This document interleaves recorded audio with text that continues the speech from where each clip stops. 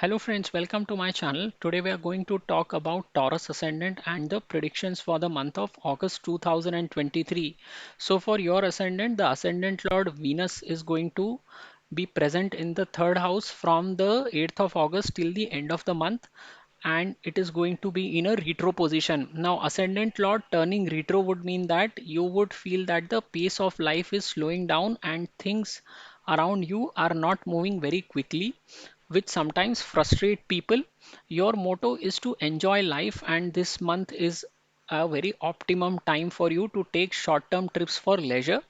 Venus feels at home in the sign of moon, and the best way to utilize this placement is to plan a travel between 8th of August to the end of the month, and preferably near beaches or large water bodies.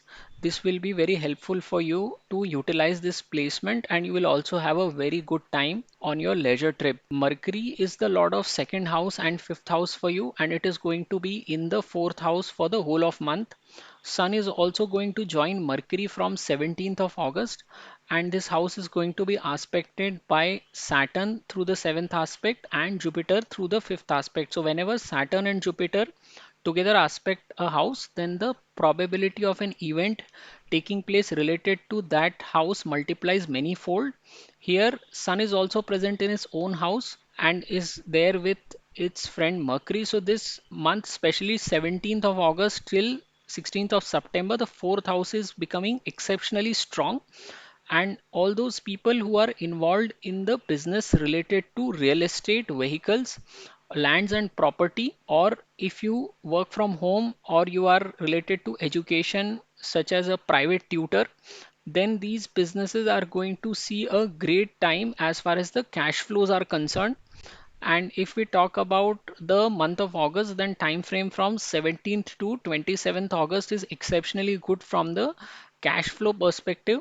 See, your ascendant anyways is one of the richest ascendants. In fact, when we compare it to all the other ascendants, then Taurus ascendant people are usually very rich because the position of Venus, if it is well placed in your horoscope, then such people are either born in very rich households or they are able to generate a lot of money through their actions. So in this case, Mercury is also the lot of speculation, and the problem here that is happening in August is that the fifth house lord is going to be transitioning through the fourth house. So that means it's a negation of the fifth house. So you should stay away from the market in the month of August. And if you're a student, the best time to appear for any kind of a competitive exams is on 17th and 18th of August, and then again on 26th and 27th of August. These 4 days are very, very favorable. Mars rules over your spouse and business, and it is going to be occupying the fifth house from 19th of August.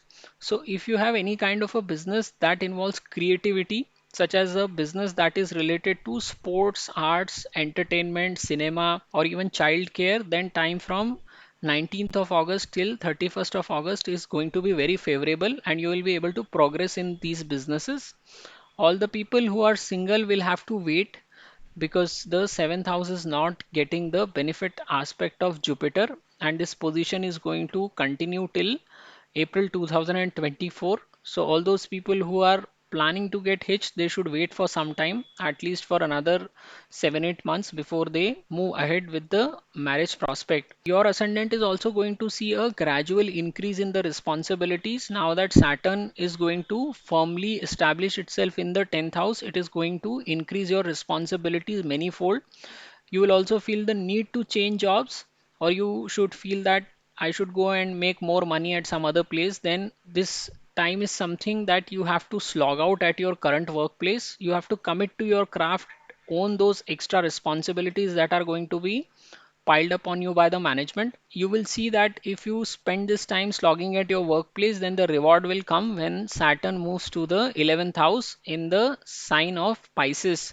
Because in sign of Pisces, Saturn gives a huge expansion. So in your case, the amount of hard work that you do for the next 2.5 years till September 25, that hard work is going to reward you in an increasingly higher manner once Saturn moves to the 11th house. So stick to your place and keep on doing hard work. If you are in a business and you want to do capital expenditure, then you should wait till the end of October because Jupiter is in your 12th house. It is going to be in a conjunction with Rahu. So Rahu is going to poison the significations that are associated with Jupiter. So Jupiter indicates cash flow or flow of money, and since both of them are occupying the 12th house also showcases investments.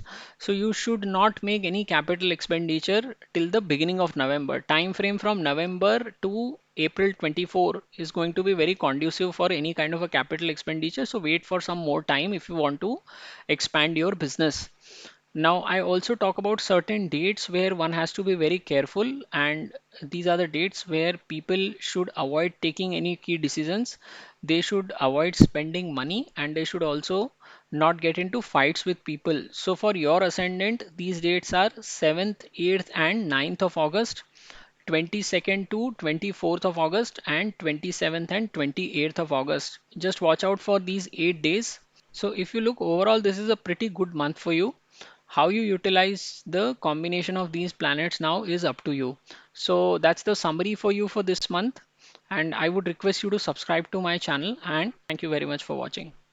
नमस्ते दोस्तों, मैं प्रसाद जोशी अपने channel में आपका स्वागत करता हूं। आज हम जानने का प्रयत्न कर रहे हैं कि वृषभ लग्न के लिए आपका अगस्त 2023 का महीना कैसे निकलेगा। देखिए, सबसे पहले हम लोग लग्नेश की बात करते हैं तो लग्नेश शुक्र तृतीय भाव में बैठे रहेंगे। यहाँ पे 6 अगस्त को शुक्र पहुंच जाएंगे और ये वक्री अवस्था में बैठे रहेंगे इसी भाव में पूरे महीने तक। तो जब भी कभी लग्नेश वक्री हो जाता है तो व्यक्ति को लगता है कि उसके जीवन की गति थम रही है, उसके आसपास भी चीजें मूव नहीं हो रही हैं, ऐसा उसको लगता है। जितने भी लोगों का चंद्रमा चर राशि में होता है, यानी कि 1, 4, 7 और 10 राशि में होता है, तो उनके लिए ये बहुत फ्रस्ट्रेटिंग स्थिति बन जाती है, क्योंकि उनका दिमाग और उनकी बुद्धि आगे बढ़ने की बात करती है, लेकिन लग्नेश वक्री होने की वजह से चीजें आगे बढ़ नहीं पाती हैं। तो कुछ इसी तरह का समय आपके लिए रहेगा। अगर आपका चंद्रमा भी इन 4 राशियों में से कहीं एक पे बैठा है तो ये डेफिनेटली आपके ऊपर लागू होगा। आपके लग्न के लोगों को मौज मजा मस्ती करने में ही आनंद आता है, और इसके लिए आपके पास हमेशा संसाधन भी मौजूद रहते हैं। तो इसमें अगस्त के महीने में अगर आप कोई भी शॉर्ट टर्म ट्रिप लेते हैं, लेजर ट्रिप बनाइए, कहीं बाहर घूम के आइए, और प्रेफरेबली ऐसी जगह जाइए जहाँ पे बहुत सारा पानी हो। अभी आप बीचेस वाली जगहों पे जा सकते हैं, या आप कहीं भी ऐसी जगह जा सकते हैं, उदयपुर, भोपाल वगैरह जैसी जगह जहाँ काफ़ी लार्ज वाटर बॉडीज होती हैं। तो यहाँ पर शुक्र चंद्र की राशि में बैठा है। चंद्र एक पूर्ण जल राशि है, तो आप अगर इस समय में कहीं भी ऐसी जगहों पे ट्रैवल करने के लिए जाते हैं तो आपको बहुत मज़ा आएगा, आपका समय बहुत अच्छा बीतेगा। तो इस समय में कुछ इस तरह का प्लान बनाइए आप। आपके लग्न के लिए बुध द्वितीय और पंचम भाव के स्वामी हैं, और ये चौथे भाव में बैठे रहेंगे पूरे महीने में। यहाँ पे 17 अगस्त को सूर्य ज्वाइन करेंगे, और गुरु की 5वीं दृष्टि पड़ेगी और शनि की भी 7वीं दृष्टि पड़ेगी इसी भाव पे 17 अगस्त से 16 सितंबर तक। और यहाँ पे चतुर्थेश चतुर्थ भाव में बैठे हैं, तो ये बहुत ही पावरफुल कॉम्बिनेशन बन जाता है। चतुर्थ भाव बहुत स्ट्रांग बन जाता है इस एक महीने के समय में। तो जितने भी लोग इस भाव से जुड़ा हुआ ही धंधा करते हैं, यानी रियल एस्टेट में है, जमीन जायदाद से जुड़ा प्रॉपर्टी का काम करते हैं, एजुकेशन से उनका संबंध है, व्हीकल से संबंध रखते हैं, या आप घर पे ही बैठ के कोई काम करते हैं जिसे हम वर्क फ्रॉम होम कहते हैं, या फिर आप प्राइवेट ट्यूटर हैं, तो ये महीना आपके लिए बहुत अच्छा रहेगा। आपको इस समय में काफ़ी धन मिलने की संभावना होगी 17 अगस्त से लेके 16 सितंबर तक के समय में। जो वृषभ लग्न के लोग होते हैं वो वैसे भी बहुत पैसे वाले होते हैं, क्योंकि आपका जो लग्नेश का स्वामी है वो शुक्र है, और शुक्र का संबंध ही लग्जरी से आता है। तो यहाँ पे अगर आप पैसे की बात करते हैं तो वो इस महीने में काफ़ी आएगा। आपके लग्न के लिए बुध पंचमेश हैं, पंचमेश का चतुर्थ भाव से जाना यानी पंचम भाव का नेगेशन। तो अगर आप शेयर बाजार से संबंध रखते हैं तो आपको इस समय में स्टॉक मार्केट से दूर रहना चाहिए, क्योंकि ये समय आपके लिए अच्छा नहीं रहेगा। अगर आप स्टूडेंट हैं तो गुरु ज्ञान के स्वामी ही आपके पंचम भाव के स्वामी को देखते रहेंगे, तो ये समय स्टूडेंट्स के लिए अच्छा है। 17 और 18 अगस्त और 26 और 27 अगस्त का समय ऐसा है जो कि आपके लग्न के लोगों के लिए कॉम्पिटिटिव एग्जाम में उतरने की दृष्टि से बहुत अच्छा कहलाता है।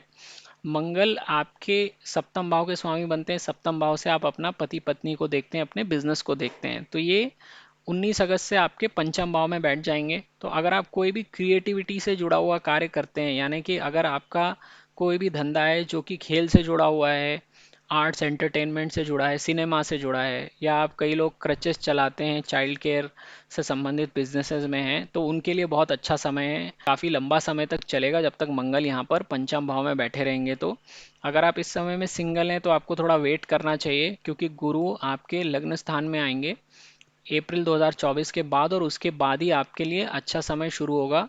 उस समय में अगर आप कोई मैरिज प्रपोजल वगैरह के लिए जाते हैं तो संभावना होगी कि आपको बहुत अच्छा पार्टनर मिल सकता है।